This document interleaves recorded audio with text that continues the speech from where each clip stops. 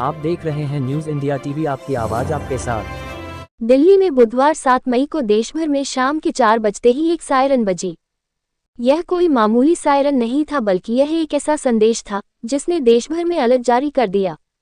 इस अलर्ट के बाद लोगों में न केवल आपातकाल का माहौल बन गया, बल्कि लोगों को सतर्क बनाने के लिए जागरूक करने का भी काम किया गया। दरअसल भारत सरकार द्वारा देश भर में 7 मई को मॉक ड्रिल का आह्वान किया गया था। इस मॉक ड्रिल का मकसद था लोगों को आपातकालीन स्थिति से निपटने के लिए जागरूक करना। इसी को ध्यान में रखते हुए 4 बजते ही देश भर में शासन और प्रशासन द्वारा लोगों के बीच जागरूकता बढ़ाने के मकसद से मॉक ड्रिल की गई। कुछ ऐसी ही तस्वीर दिल्ली के रोहिणी सेक्टर 10 के सिटी सेंटर मॉल में देखने को मिली। यहां मॉल में शाम को 4 बजते ही अचानक से आपातकाल की स्थिति बनाई गई, जिसके बाद मॉल में मौजूद लोगों में अफरा तफरी का माहौल बन गया। मॉल में मौजूद लोगों में एक डर का माहौल बन गया।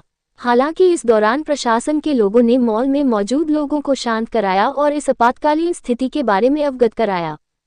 इसके बाद यहां पर पूर्व निर्धारित मॉक ड्रिल की गई। इस मॉक ड्रिल में लोगों को आपातकालीन स्थिति से निपटने के लिए सुरक्षा उपाय बताए गए। इसके बाद प्रशासन के लोग एकजुट होकर घायलों को मॉल से बाहर सुरक्षित निकाला गया।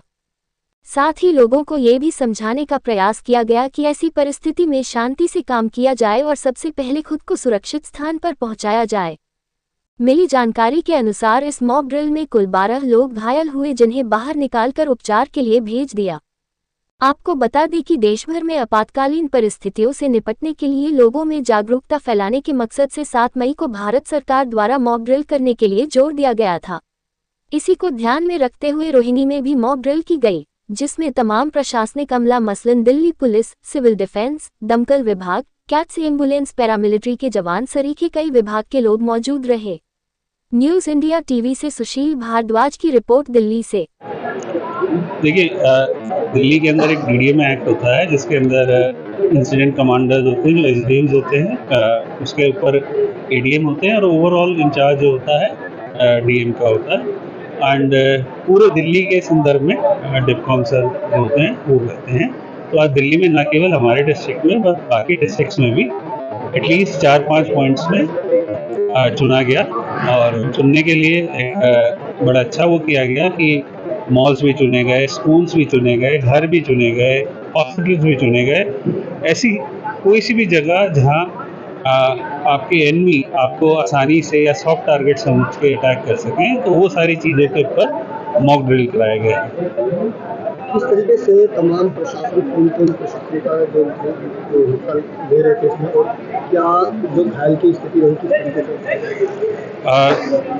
आपने हमारे यहाँ पे ही देखा होगा, इसमें सबसे ज़्यादा तो ऑलमोस्ट आपने देखा होगा 300 से ज़्यादा लोग, डेफिनेटली कईयों को तकलीफ भी हुई होगी कि हमने उन्हें रोका। सबसे बड़ी चीज़ ये है कि पब्लिक जो आज हम हैं, हम सबको ये समझना पड़ेगा कि जब एक वॉर लाइक सिचुएशन होती है, तब हमें अपने कुछ जो राइट्स होते हैं, कुछ जो हमारी सहूलियतें होती हैं, उनके ऊपर कुछ ना कुछ अंकुश लगेगा। जब ऐसी विपदा आएगी तो उनको ब्लैकआउट में भी जीना पड़ेगा। उन्हें कई बार हो सकता है राशन ना मिले, उसमें भी गुजारा करना पड़ेगा।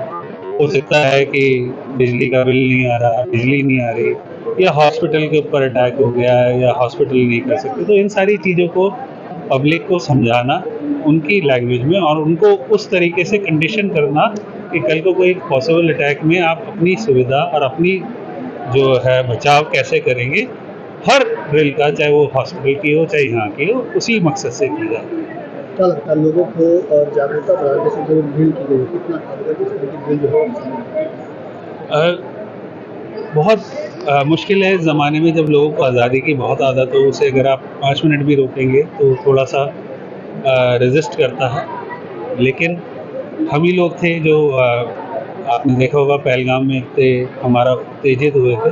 तो लोगों को जब रियलाइज़ होता है कि ये हमारे, अगर हम ऐसी चीज़ नहीं करेंगे तो अगला अटैक हमारे पे हो सकता है। तो जब उनको ये बात हम समझाते हैं कि देखिए आज एक कोई गुजरा है, वो भी हमारा भाई बंधु था, तो उस तरीके से अगर पब्लिक को समझाया जाए तो वो बड़ी अच्छी तरह एक्सेप्ट करती है।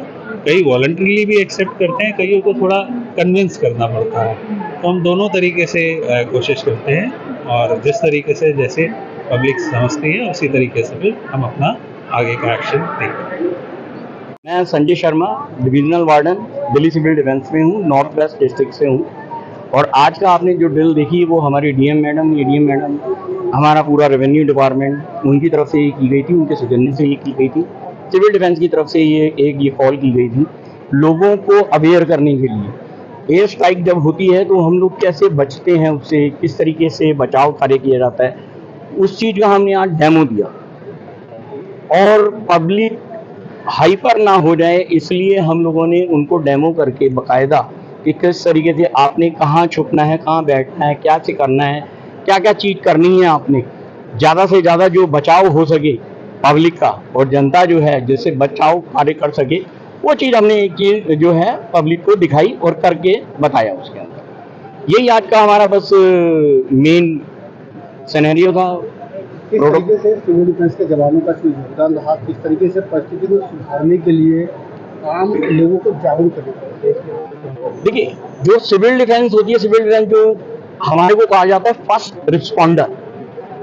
कोई भी टीम होती है, कुछ भी होते हैं, वो सबसे पहले वो बाद में आती है। सबसे पहले सिविल डिफेंस ही, किसी भी मौके के ऊपर कुछ भी इंसिडेंट होते हैं तो सबसे पहले सिविल डिफेंस ही पहुंचती है, इसलिए उसको कहा जाता है फर्स्ट रिस्पॉन्डर। तो जो भी नियरेस्ट होता है, जैसे ही कॉल जाती है तो सिविल डिफेंस के जवान जो हैं वो अपना आते हैं, उनको समय समय पे ब्रीफ किया जाता है, ट्रेनिंग दी जाती है कि कैजुअलिटी को कैसे निकालना है।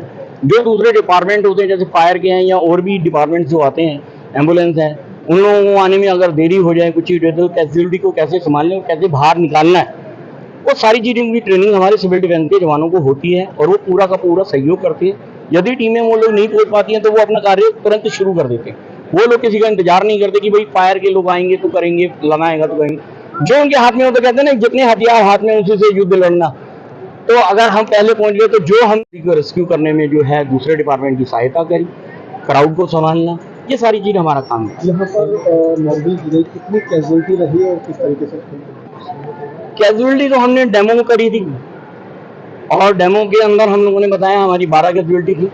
12 कैजुअलिटी के अंदर हमने किस तरीके से उठाया, किस तरीके से करना है, वो सारी चीज़ बताई। और इसके कैसे बचाव कार्य होते हैं वो हमारे जो हैं ये सर्वेश जी हैं, ये पोस्ट वार्डन है दिल्ली सिविल डिफेंस के अंदर, और जो है अपना पीटीआई भी हैं ये, ठीक है।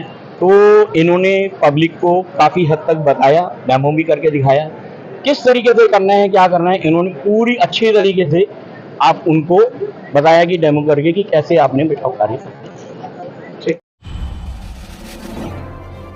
आप देख रहे हैं न्यूज़ इंडिया टीवी, आपकी आवाज़ आपके साथ।